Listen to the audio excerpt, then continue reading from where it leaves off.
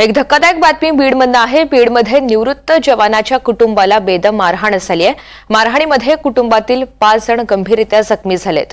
वंजारवाडीमधील माजी सरपंच वैजनाथ तांदळे यांनी आपल्या साथीदारांवर ही मारहाण केली आहे। वंजारवाडी गावामधील निवृत्त जवान कुंडलिक तांदळे आणि त्यांचे कुटुंबीय झाडे लावण्यास गैरहजर असल्यामुळे अमानुष मारहाण करण्यात आली। जखमींना तातडीने रुग्णालयामध्ये दाखल करण्यात आले। पोलिसांनी घटनेची नोंद घेतलेली असून अधिकचा तपास सुरू करण्यात आलाय।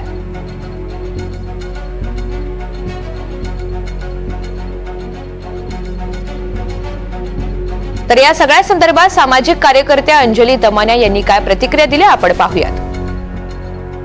बीडच्या नेगेटिव्ह बातम्या थांबत नाहीये। मग आपण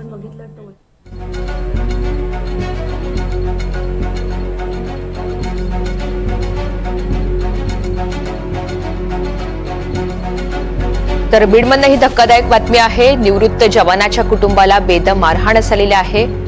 मारहाणीमध्ये कुटुंबातील 5 जण गंभीररित्या जखमी झालेले आहेत। अतिशय क्षुल्लक असं कारण आहे आणि त्या कारणातनं या संपूर्ण कुटुंबालाच मारहाण झाली। या कुटुंबातील 5 जण गंभीररित्या जखमी झालेले असून त्यांच्यावर सध्या उपचार सुरू आहेत। दरम्यान तक्रार दाखल करण्यात आलेली आहे आणि पोलिसांनी सुद्धा याचा तपास सुरू केला।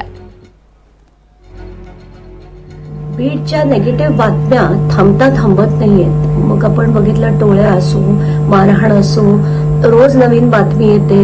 हे सगळं बघून ना खरंच त्रास होतो। असं मला वाटतं की SP नवनीत कावत त्यांच्या परीने सगळे शर्तीचे प्रयत्न करतायत, पण होताना दिसत नाहीये आणि तिथे मला वाटतं ती मानसिकता बदलण्याची जास्त गरज आहे। आता गावाच्या एका कार्यक्रमात एक कुटुंब आलं नाही म्हणून जर त्यांच्या घरावर दगडफेक झाली, आता ते हॉस्पिटलाइज देखील करण्यात आलंय त्यांना आणि काही जण गंभीर जखमी आहेत अशी जी माहिती मिळते।